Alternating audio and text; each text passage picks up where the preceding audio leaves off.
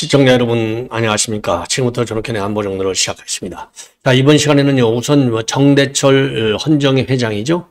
정대철 회장이 본인이 한덕수 권한대행하고 통화한 내용을 공개를 했습니다. 자, 이 공개의 핵심은 이 한덕수 권한대행이 상당히 달라졌다. 이거를 보면 출마가 확실하다. 이 얘기가 되겠어요. 자, 그래서 계속해서 제가 여러분께 보도해 드리는 대로 한덕수 권한대행은 사실상 속으로는요, 이미 출마를 결정했다. 이게 저의 판단이었거든요. 자, 저뿐만 아니라 많은 분들이 이제 그렇게 판단했을 텐데, 그게 맞다라고 판단이 되는 대목이 되겠습니다. 자, 그리고요. 그래서 이 관련 내용을 자세하게 여러분께 보도해 드리도록 하겠고, 그 다음에 이제 하나는요, 지금 TV조선에서 대대적인 여론조사를 했어요. 자, TV조선에서 여론조사를 했는데, 한덕수 권한대행의 지금 양자 대결이 됐든, 아니면 삼자 대결이 됐든 간에, 우리 국민의힘 후보들, 그러니까 이제 김문수, 홍준표, 한동훈이하고 안철수는 빼버리고요. 이주석이도 빼버리고, 여하간 한덕수 권한대행이 양자 대결이든 삼자 대결이든 간에, 그나마 이재명이를 제일 가깝게 추격하고 있는 상황이 되겠고요. 그리고 TK 지역에서는 한덕수 대행이 이재명이를 앞지르고 있고, 부울경에서는 동률을 기록하고 있습니다. 자, 이걸 보면 지금 이제 시간이 지금 한 달 정도가 남아 있잖아요. 6월 3일이니까. 자, 한 달 정도 안에 우리가 제대로 지금 이제 딱 뭐라고 그럴까요? 결전을 벌인다. 그야말로 결사항전해야 될 거 아니겠습니까? 이렇게 본다면 추격할 수 있는 여지가 있는 것이 아니냐. 그런데 이 추격의 가능성은 지금 대법원에서의 판결하고도 지금 굉장히 연계가 저는 깊다. 이렇게 보여져요. 그래서 대법원 판결 동향을 우리가 심리 정황을 잘 봐야 되겠는데, 서정욱 변호사가 계속해서 잘 추적을 하고 있어요. 자, 그래서 지금 서정욱 변호사의 전언에 의하면 지금 두 번 심리를 했는데, 그동안에 이제 제가 여러분께 보도해 드린 대로 두 번째 심리서부터 본격적으로 정말 난상 토론이 벌어졌다라고까지 알려졌지 않습니까? 구체적인 쟁점에 대한 도의가 시작이 됐다는 겁니다. 자, 그리고 서 변호사는요, 지금 그동안에도 이미 재판 연구관들은 지금 초안을 다 써놓고 있다. 이렇게 지금 나와 있거든요. 자, 그렇다고 본다면 지금 대법원에서의 이 심리가 그야말로 사상 초유에 있을 정도로 사상 초유, 최고의 빠른 속도로 진행되고 있기 때문에 요 대법원의 지금 선고도 상당히 앞당겨질 수 있는 것이 아니냐. 지금 이런 전망을 내놓고 있어요. 자, 그래서 대법원의 심리 동향을 이렇게 말씀드리도록 하겠고, 그리고요, 또 이제 한 사람만 얘기만 들으면 좀 하니까, 김종민 변호사, 순천 지검장을 했었죠. 순천지청장. 예.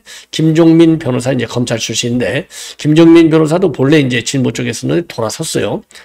문재인 정권 때부터 돌아서서 좋은 지적을 많이 해주는 변호사 중에 한 명이에요. 아마 여러분들도 이미 익히 다 아실 겁니다. 그래서 김종민 변호사도 지금 대법원에서의 심리와 관련해서는 한명숙 사건을 참고하라.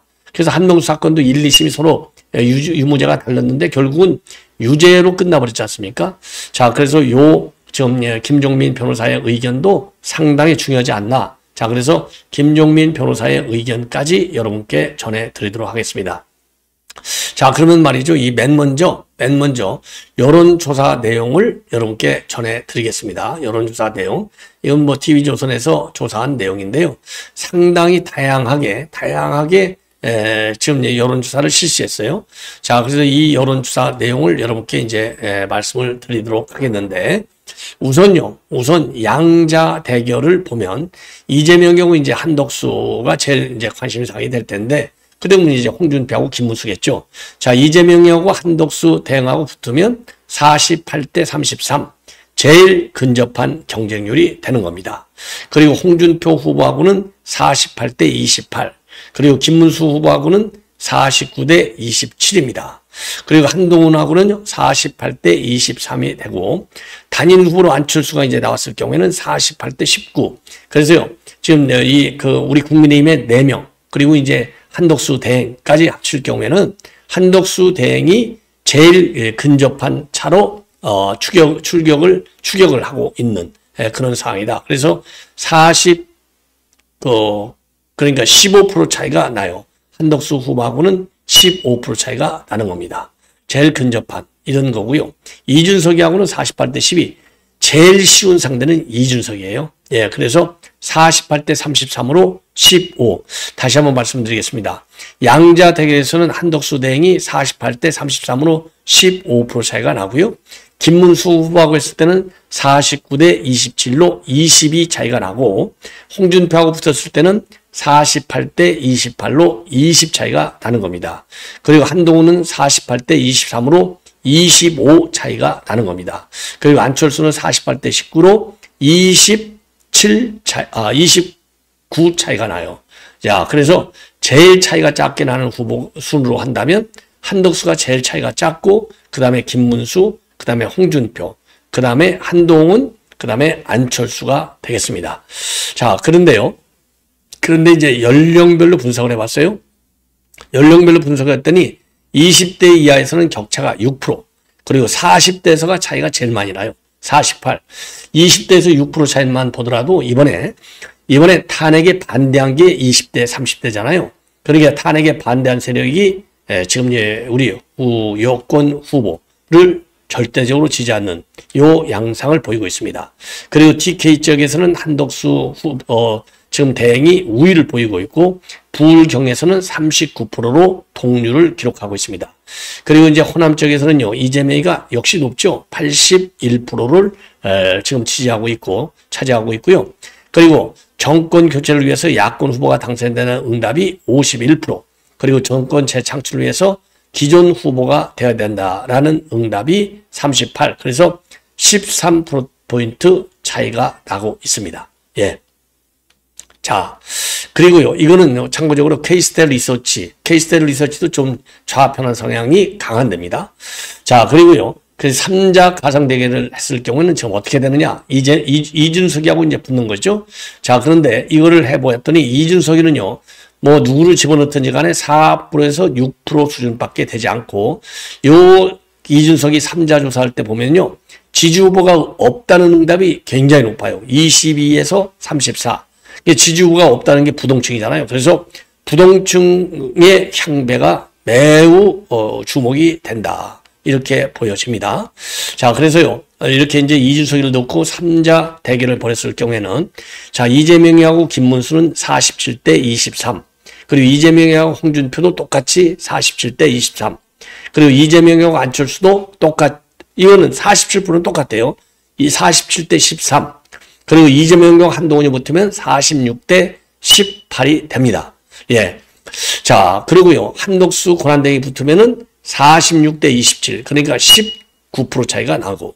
그리고 이제 나머지는요, 지금 김문수의 경우에는 24%, 홍준표의 경우도 24%, 그리고 안철수의 경우에는 34% 차이가 나고, 한동훈의 경우에는 32% 차이가 납니다. 그래서요, 이 경합 쪽에 속한다고 볼 수 있는 사람들은 결국은 2명이 붙든 3명이 붙든 간에 이재명 대 한덕수, 김문수, 홍준표 요 3명이 경쟁력이 있고, 한동훈, 안철수, 이준석에는 경쟁력이 전혀 없다. 이 정도만 보더라도요, 이게 표의 분산을 막기 위해서, 그리고 우리 보수 결집을 결집을 위해서라도 한동훈에 대한 지지는 절대적으로 해서는 안 된다, 이런 말씀을 드립니다.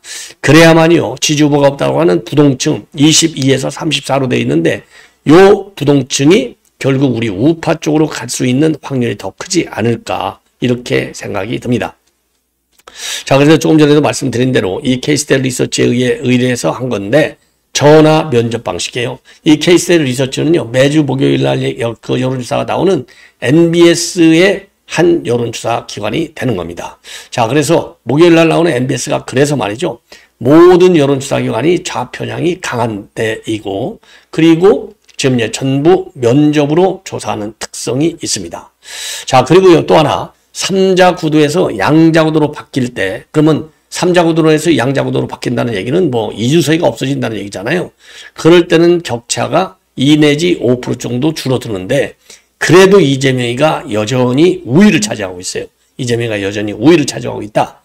자, 그래서 이게 참, 이준석이가 이와 관련해서는요, 오히려 3자로 갔을 때 연성비상 지지층을 당겨올 가능성이 조금이라도 있고, 그래서 저는 3자 구도에서 제가 승리를 만들겠다는 이야기를 하고 싶다, 이거요. 그냥 희망 고문이라고 보시면 돼요. 이건 말도 안 되는 얘기다. 예. 자, 그래서 이거 얘기는요, 양자구도시 본인의 지지층이 오히려 민주당 후보 지지로 갈 수 있다. 이렇게 지금 이준석이가 주장을 하고 있는데, 실제로 보면은 이게 싹 분산이 다양하게 되는데, 우리 국민의힘 쪽으로 오는 비율이 조금은 많게 보입니다. 예.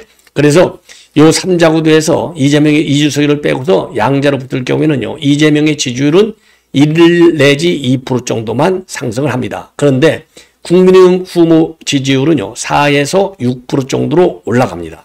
그러니까 이준석이가 이제 본래 국민의힘 출신이잖아요. 그러니까 그 영향이 그대로 가는 겁니다. 자, 그래서 이 민진당과 함께 국민의힘 또는 한덕수 대행 쪽으로 지지가 옮겨간 거나 마찬가지인데, 따라서 양측의 격차는 2에서 5% 정도로 줄어들어요. 자, 그래서 2에서 5% 정도 준다? 영향이 큰 거죠. 왜냐? 지난 대선에서 0.7% 차이가 났잖아요. 예, 박빙승과 예상되는 데서 2 내지 5%. 그래서 이준석이는 어떻게든지 잡아야 된다. 이런 말씀을 보이고 싶고, 현재까지 여론조사 모든 부도를 보면 양자구도든 3자구도든 간에 이재명이가 5차 범위 밖에서 우위를 보이고 있어요. 우위를 보이고 있다. 그리고 이번 여론조사에서 또 한 가지 주목할 점은 국민의 후보가요, 국민의 지지층을 완전히 다 흡수하지 못하고 있어요. 왜냐하면 정당 지지도가요, 지금 민주당은 37이고 국민의힘은 36으로 1% 정도밖에 차이지 않거든요. 정당 지지율 1%밖에 차이 나지 않는데 후보 지지율에서는 이재명이가 압도적으로 높지 않습니까? 그 이유는 왜 그러느냐? 국민의힘을 지지하는 응답자 가운데 양자 대결에서 지지 후보가 없다라고 한 비중이 김문수 후보일 때는 31, 홍준표 때는 37 더 커져요. 한동훈 때는 더 커져 44, 안철수 때는 또 더 커져 58. 이 얘기는 결국 뭡니까? 이 얘기는 지금 기존에 나와 있는 그 한덕수는 뭐 어차피 국민의 후보가 아니니까 현재 나와 있는 국민의 후보들에 대해서는 별로 지지하고 싶지 않다. 예. 그렇게 되어 있어요. 그러니까 국민의 지지율이 36%인데 요거를 국민의 후보들이 그대로 못 가져오는 이유가 바로 국민의힘 후보 요 4명에 대한, 그러니까 이제 호감 또는 부정적 평가가 큰 거죠. 비호감이 크고 부정적 평가가 크다. 그래서 국민의힘 지지층 3명 가운데 1명, 많게는 2명 중 1명이 아무도 지지하지 않는 이런 결과가 나온 겁니다. 그나마 다행스러운 것이 한덕수 대행일 때는 23%로 제일 낮죠. 그나마 참 다행이다. 그래서 이런 측면에서만 보더라도 국민의힘 지지층을 그대로 흡수할 수 있는 능력도 한덕수 대행이 제일 크다.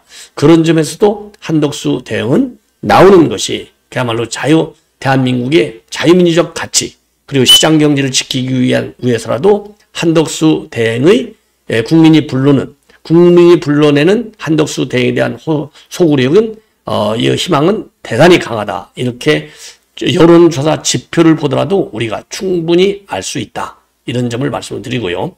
참고적으로요, 갤럽 요것들은요, 완전히 지금 한동훈이한테 쥐약 먹은 것 같아요. 야, 이거 웃겨요. 갤럽 지지를 보면요, 이재명이가 38인데 비해서 한동훈이가 제일 높아요. 한동훈이가 무려 8%입니다. 그 다음에 홍준표 7%, 한덕수, 김문수가 6%. 그러니까 다른 모든 조사에서는 한덕수, 김문수가 지금 한동훈보다 높게 나오잖아요. 근데 온리 갤럽, 또 갤럽 말고 다른 쪼매는 업체도 또 하나 있어요. 예, 자, 그래서 이거 완전히 짜고 치는 고스톱, 요거 완전히 이거 가짜 여론조사네. 자, 그래서 제가 여러분께 아예 보도를 해드리지 않았어요.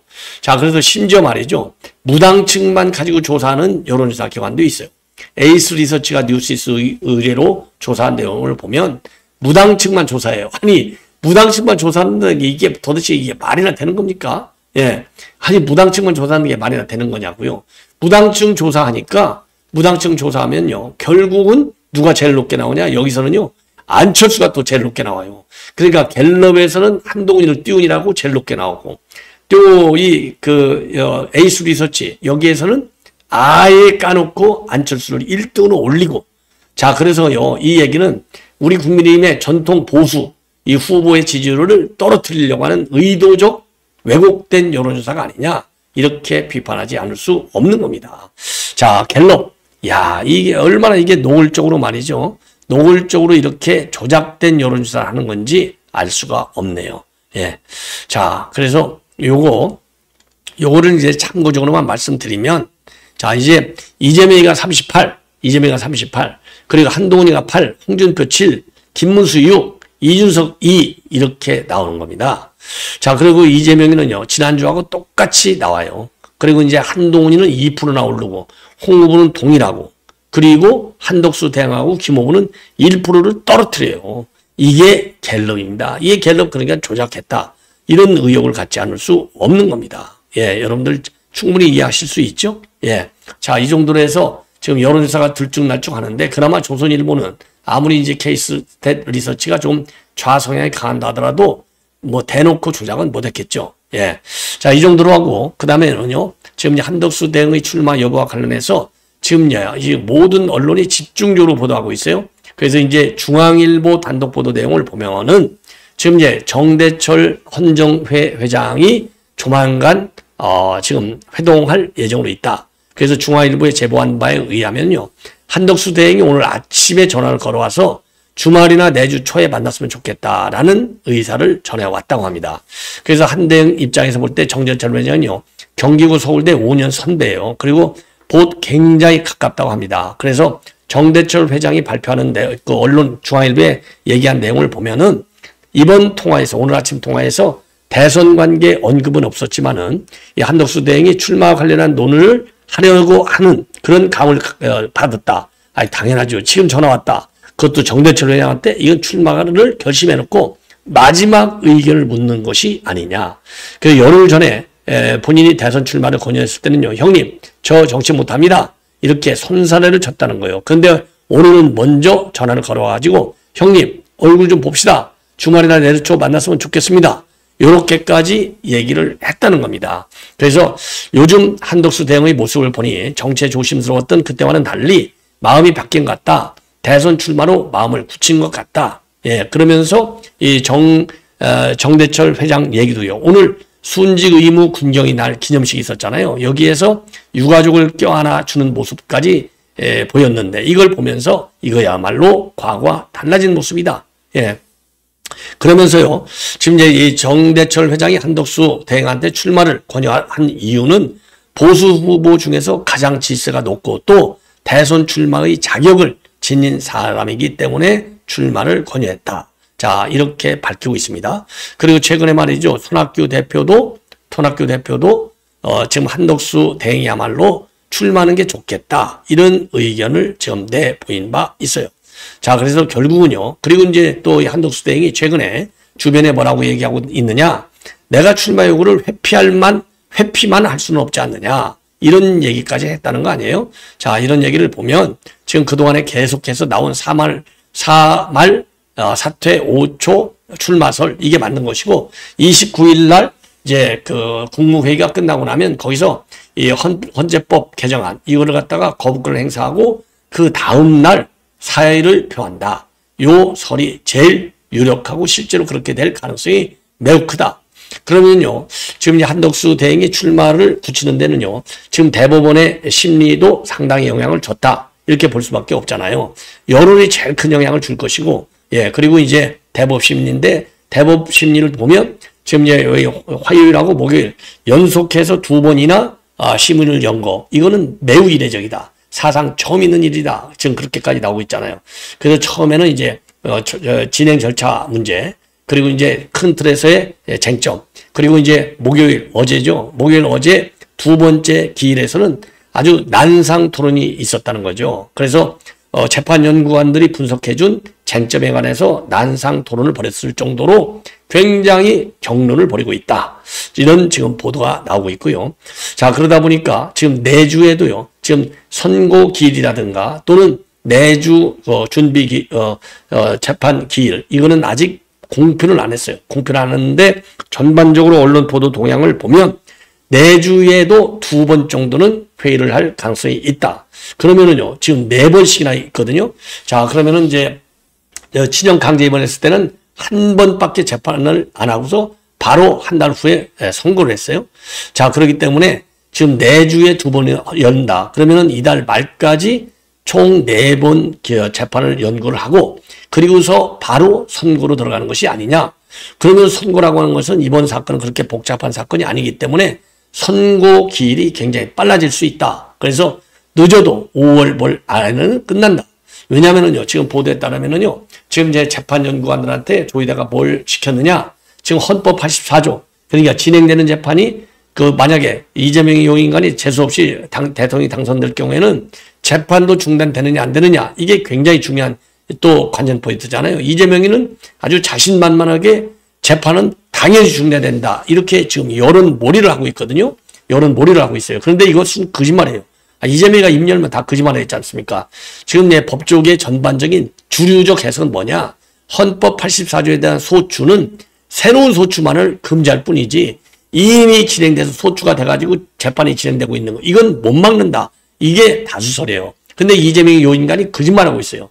마치 재판이 중단되는 것이 당연히 말하자면 만장일치격으로 그렇게 해석을 하는 걸로 지금 거짓을 주장하고 있는 겁니다. 그렇기 때문에요. 지금 이제 보도 그리고 저도 이제 듣는 얘기에 의하면 지금 조희대가 지금 이재명의 요 재판도 진행되지만은 84조에 대한 유권 해석 문제도 재판연구관들한테 지시를 내려서 84조에 따라서 재판이 중단되느냐 안 되느냐 그 부분까지도 지금 검토 중에 있다. 이런 보도가 나오고 있습니다. 자, 그래서 말이죠. 이걸 보면은 지금 굉장히 빠른 속도로 지금 제일 큰 게 그거잖아요. 하나는 선거법 재판을 빨리 끝내는 거고 다른 하나는 헌법 80조. 왜냐하면 다른 재판이 지금 5개 재판이죠. 5개 재판. 그러니까 선거법 재판이 끝난다 하더라도 4개 재판이 남아요. 4개 재판 중에 제일 중요한 재판이 대북송금 사건. 이게 제일 중요하잖아요. 그 다음에 우이중교사는 지금 2심. 5월 달이니까 6월에는 나오겠죠. 6월에는 결과가. 자, 이걸 보면 지금 우이중교사도 이거 재판 잘못했다. 이거 아니겠습니까? 그렇기 때문에 헌법 84조에 대한 대법원의 유권 해석은 반드시 나와야 된다. 이게 저의 진론입니다. 자, 이번에는 이제 김종민 변호사의 얘기인데 대법 전 합의 이재명에게 무죄 면죄부를 준다? 천만의 말씀입니다. 1, 2심이 엇갈렸는데 한명숙 때 요 선례를 참고할 필요가 있겠다 이거고요. 그리고 참 그게 이제 하나. 지금 서정욱 변호사의 주장에 의하면은 지금 이제 권순일 같은 재판관은 이번에는 없다는 겁니다. 이번. 우리가 흔히 저도 그렇게 생각하는데 저는 뭐 조금 의견이 달리하는데 지금 오경미하고 이훈구가 이게 제일 좌파. 지금 대법관이 2명이 있는데요. 노태하기는 왜냐하면 노태하기는 회피했잖아요. 노태하기는 회피. 그러니까 이제 제일 크게 좌파가 3명이라고 볼 수 있는데 노태하기는 회피했기 때문에 이재명 재판에는 들어가질 않아요. 그러면 들어가는 재판관이 둘. 오경미하고 이흥구. 그런데 이 둘은 권순일 시즌2, 권순일2가 되지는 않을 거다. 왜냐면요. 대법관은요. 그야말로 최고의 엘리트 재판관들로 판사들로 되어 있다는 겁니다. 그리고 그동안에 보면 이흥구가 조국하고 대학교 동기인데도 불구하고 조국 심리할 때 그 소부에서 맡았는데 이흥구가 회피 신청을 해봐요. 스스로 나 회피할래. 딱 해버린 거예요. 이걸 보면 헌재 재판관들은 우리 국민의힘에서도 그러고 윤 대통령 변호인 측에서도 이거 너희들 회피해야 돼. 끝까지 안 했잖아요. 끝까지. 모두가 안 했잖아요. 회피를.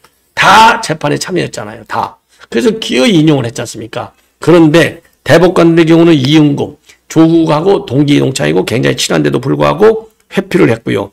그리고 김선수도 과거에 보면은 회피를 했고 2020년도에 회피를 했고 그리고 최근 들어서 노태하기가 또 회피를 했어요. 노태하기. 이번에 노태하기 회피했잖아요. 왜 이거 선거 부위반이기 때문에 내가 안 들어가겠다. 이걸 보면 지금 대법원의 대법관들은 헌법재판소의 이 후진 실력도 없는 좌파들의 재판관들의 자세 의지하고는 전 반대다. 그런 점에서 본다면 그야말로 냉정하게 재판을 진행할 것이고 공순일과 같이 지령을 받아가지고 움직이는 대법관은 없을 것이다. 이렇게 지금 평가를 하고 있는데 글쎄요. 그렇게 우리가 믿을 수 있었지. 이거 재법관들도 저는 못 믿는다. 못 믿겠다. 저는 그런 생각이 들어요. 자, 마지막으로 김종민 변호사 한명숙 선례를 참고하라. 그래서 김종민 변호사의 이 입장문 제가 요거를 자료 화면으로 올려놨어요. 자, 그래서 그대로 보시면 이건 글씨가 아마도 보일 겁니다. 자, 대법원 전원합의에 회부된 것은 현재 가장 유력한 이재명의 유무죄와 피선거권 유무를 대법관 전원의 판단으로 신중하게 결정하였다는 것이다. 일부에서는 이미 대사가 기운 것을 보고 대법원이 이재명에게 무죄 면죄부를 주기로 한 것이 아니냐고 의혹을 보내고 있지만은 대법원이 그 정도로 망가졌다고 생각하고 싶지는 않다. 1심과 2심에서 유무죄가 엇갈렸던 한명숙에 대한 상고심이 전원합의체로 진행이 되어 징역 실형으로 확정이 된 예가 있다. 중요한 것은 대법원이 집중심리를 거쳐서 6월 3일보다 최소 20일 이전에 판결을 해서 피선거권을 둘러싼 사법적 불확실성을 해소해야 된다는 점이다. 유죄 취지로 파기 재판을 하건 파기 환송을 하건 항소심 무죄를 확정하건 대법원이 국민들의 대통령 선택권을 충분히 보장할 수 있도록 소임을 다해야 한다. 수사기록과 공판기록을 직접 보지 않은 제3자 입장에서 이재명 유무죄를 함부로 언급하는 것은 적절치 않음에도 불구하고 이재명 사건은 법리나 사실관계가 복잡한 것도 아닌데 일반 상식으로 볼 때 2심 무죄는 납득이 가지 않는다. 최종 판결 경계는 모르겠다. 다만 대법원은 그 결과에 무한 책임을 져라. 신뢰받는 사법부로 그 의상을 지켜나갈 것인지 권력 앞에 흔들리는 갈대가 되어 오욕과 불신의 사법부가 될 것인지 그 선택은 조희대를 비롯한 대법관 전원의 몫이다. 이렇게 입장을 내놨습니다. 예, 뭐 아주 점잖은 얘기인데요. 제가 보기에는요, 대법원, 글쎄요, 저는 뭐 한 60, 70%만 믿습니다. 왜? 조희대 저 인간을 신뢰할 수 없기 때문에 신뢰할 수 없는 배신자가 재판장을 하고 있다. 이 점에서 저는 믿지 않아요. 일단 한번 지켜보겠습니다. 자, 시청자 여러분 이것으로 본 방송을 마치겠습니다. 대단히 고맙습니다.